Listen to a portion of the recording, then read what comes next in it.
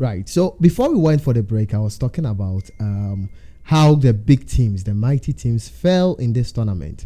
And a clear case in point is when we look at Group A, where we had Nigeria and Cote d'Ivoire against Equatorial Guinea and Guinea-Bissau. In such a group, one would expect that Nigeria and Cote d'Ivoire will come up on top. But in actual fact, we had Equatorial Guinea topping that group, scoring Cote d'Ivoire 4-0 and drawing against Nigeria, which was very, very impressive. You see, topping the group with 7.9 goals, even beating Nigeria on goal difference. And it cut across some of the teams. In Group B, you had Ghana, Egypt going against Cape Verde and Mozambique. Again, one would have expected that Ghana and Egypt will come up on top. But unfortunately, Cape Verde came up on top with 7 points. Imagine, 7 points. They didn't lose a single match. And then Ghana and Egypt came in second and third.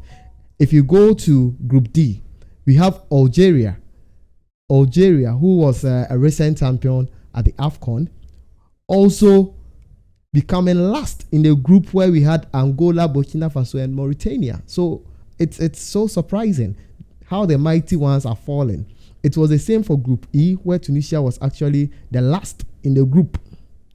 Okay, they were actually the last in the group with just 2 points. Okay, so in this tournament, we have seen that the underdogs, the so-called underdogs, have really improved in their performance, and we want to know why and what has what these teams have actually done right that has made them to be able to establish themselves in this way. Because if you take Equatorial Guinea, for instance, the very first match against Nigeria, we thought that it was Nigeria that was underperforming, but then when they met Cote d'Ivoire and then they trashed them 4-0, such a humiliating win against the host nation, then we knew that no, Equatorial Guinea is not, it's not by luck that they were able to draw against Nigeria, because Nigeria actually came back in the game against them. So what has actually caused this to happen in this tournament? All right, so thank you very much for the question. So quickly, I'll look at the Group A, as you said, whereby we have the likes of Equatorial Guinea topping the group with 7 points, followed by Nigeria 7 points, Ivory Coast third with 3 points, then Guinea-Bissau. So right now, the football game, or the football as we are talking about, it has progressed a lot, and a lot of players are learning. Okay. And the game football right now is not about the big names. Okay. It's about teamwork. Okay. So when you look at Equatorial Guinea, their captain, the team captain, is a third division player in Spain. Okay. Coming to tournaments against the likes of Osimhen, the big boys, Sebastian Haller, Nicolas Pepe and staffs. Yeah. You see, so when you have a team that is playing together as a team, it is very difficult to score them or take them down. Yeah. But when you have the big boys, whereby everybody feels they are the big boys, they know how to play, it won't work. Yeah. That is what's happened to Ghana. Yeah. Let me bring Ghana in as an example. Most of the players feel that they are playing in the top clubs, so therefore, when they get the ball, they want to do whatever they want to do with the ball before releasing it. Yeah. But look at Equatorial Guinea, they were playing as a team. Mm-hmm. So therefore, anytime they meet these big boys, as they are playing as a team, the other people also are playing individual game, and it will not work. Okay. So when you look at these tournaments, most of the teams that's played as a team, South Africa, for example, most of their players were local players playing within their country. Yeah. Because they were playing as a team, they were able to progress to the next stage. Yeah. So the football game right now is not about the big names. The big names are fading out. It is about playing as a team. Okay. The unity and the cohesion. That is what I mean. So the fall of the big teams, it is as a reason of the individual play. Yeah. And everybody thinking, big yes, teams. Okay. that is what caused the big teams to fall. You look at Morocco, they had the likes of Hakim Ziyech, then but they were not, after progressing from the group, they were knocked out by South Africa, who has most of their teams as a local team players. So that is what caused most of the big teams. So like Bruno is saying, Fantafo workers be there. Prazo who say you could penny rubuma, it is very easy. But if you take the whole batch and try the rubuma, it is very, very difficult to do so. Teamwork is what has actually helped this so-called underdogs or smaller teams to actually do the needful and then come together to work as a team to progress to the advanced stages of the competition. If you look at the Cape Verde team, like this, it was the same. You see the team, and then you are asking yourself, where are these players coming from? But then they play together as a team, and even Ghana cannot stand them. Same with Mozambique, to come down from a 2-0 goal lead to equalize, in the dying embers of the game. That is a very great achievement. So I'll also hear your take on that, Ni. See, my kind there, we say, a kura obu bate as a boomer. Yes, so unity is strength. Yeah. Or a beam so in there. There's teams in Wosniazi. Football is evolving. Yeah. The world is a global village. Obia Wosniazi. Say about tactics are most about tactics. What them are most of them. So everybody they learn. Majority of these teams have foreign-based coaches. Yeah. Yes, who are well versed the art of coaching. The players too do not do anything to overshine the team. They play as a team. Yeah. Collectively. So bia one team. And then I'm as in competition now feel why though? Because everyone wants to win and then have some sort of bragging rights. Yeah. Yeah. Royal Guinea before their match against Nigeria. The Nigerians were taunting them. Oh, that's one I best shown. Yeah. So a whole lot of things. Yeah. But they ended up playing 1-1 draw. It was a 1-1, yes. And you could see the Equatorial Guineans coming on their social media platforms saying, weren't you the one saying that you're going to score? Yes, making all sorts of jibes and then jokes. Yes.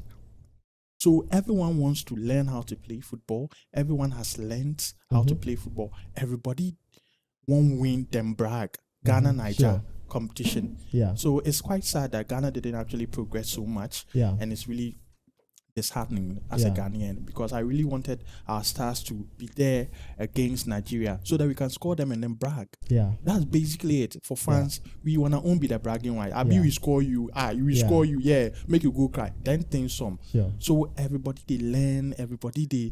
The coaches too, they learn and then apply so many things. So the football, no, everybody know play.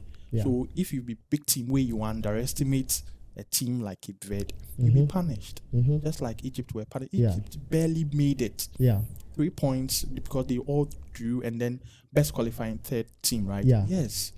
Yeah. Got South Africa beating Morocco, and I love the little touch when they scored the last goal and they did the series. You see how well vexed they are in football. So everybody they learn obiara suyaze into our suyaze no be you. Senegal also wokita siedo man one anywara with him. Morocco Hakimi Amrabat wana Ziyech with him. All those big names. Yes, Algeria Mahrez, Egypt Salah Anumpo Pray. Yeah. Yes, so in Suyaza when you underestimate your opponents too, because Obiara Suyaze, yeah, exactly. Yeah. So, like you're saying, all the teams are on the top level now because football is evolving and everyone is evolving with it. So, if you as a national team you fail to evolve, then you get punished. Okay. So, in the technical aspect, we are also evolving.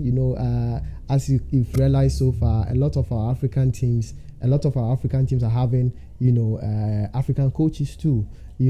As either assistant coaches or in the technical department, goalkeeper coaches and all of that. And, we would like to see more of that. And we would like to get to a point where we have top level managers in the African Cup who are Africans, So we actually want our veterans to actually go into the coaching departments, after their active role in football, and also come back to support as Africans. So quickly, let's look at the game we have in hand tomorrow, the South Africa versus Dr. Congo match. It will be played 8 p.m. That will be for the third place and the fourth place. So we want to hear your predictions and which team will come up on top of this match. So Bruno. Okay, so thank you.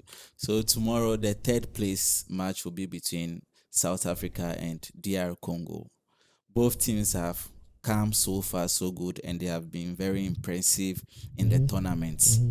So going into the game tomorrow, when you look at both teams, all of them have been so good. I mean, tactically and the players as well. Yeah. But tomorrow I'll be supporting South Africa. Okay. Because of their local players that they have brought to this tournament, and this will also help the other teams or the other local players playing at the lower level. It's also, boost their morale to put in match training for them to reach that level. To be called so to going the yes, team. So going into this tournament or this match tomorrow, I'm tipping South Africa to take the bronze medal for the third place position. Okay. What will be your predictions? Call line. This African Cup hasn't. Most of the matches at least the semi-final matches hasn't produced match goals. So I'll go for 2-1 for South Africa. 2-1 for South Africa. Yeah, in favor of South Africa. 2-1 for South Africa from Bruno, and because South Africa is promoting Africanacity, using most of the local players and all of that, you want them to be placed on the list. When you rank first, second, third, at least we should be placed on the third, so that we can say at the end of the day that even if you are able to use your local players and you're able to coach them well, you can still get the results that you need, and you didn't have to spend a lot on foreign-based coaches. So let me move to Duster and also hear what he has to say concerning the scoreline and which teams will perform better in the third and fourth place. Yeah, thank you once again. Because this third place, both of these teams then win the African Cup of Nations before. Yeah. Dr. Congo winning it in 1968. Yeah. Ethiopia. Yeah. And then South Africa winning it in 1996. Okay. They did a host and win. Okay. So them playing for third places to me is a little bit beneath them because they are champions. They've been champions. Okay. So they should be gunning for the title, but that's okay. So yeah, they play exciting football. They have superstars, hockey stars. They have superstars, and then they are. Especially South Africa, the way they set up their interpositional play, the way they can link up. Yeah. The DR Congo people are more of touch and go, long balls. Yeah, so you see a lot from them. But the quick passes from South Africa, you see them transitioning the ball from defense through to the middle, then probably a goal. Their striker is amazing, very tall, that bald-headed. Yes, so we should expect a massive game, but it's going to be tight. Okay.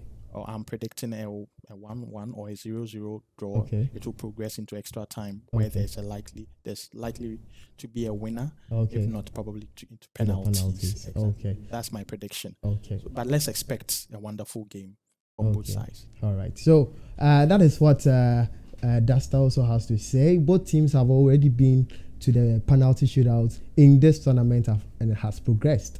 Only South Africa has been defeated in a penalty shootout. That was against Nigeria. But Dr. Congo won on penalty shootout against Egypt.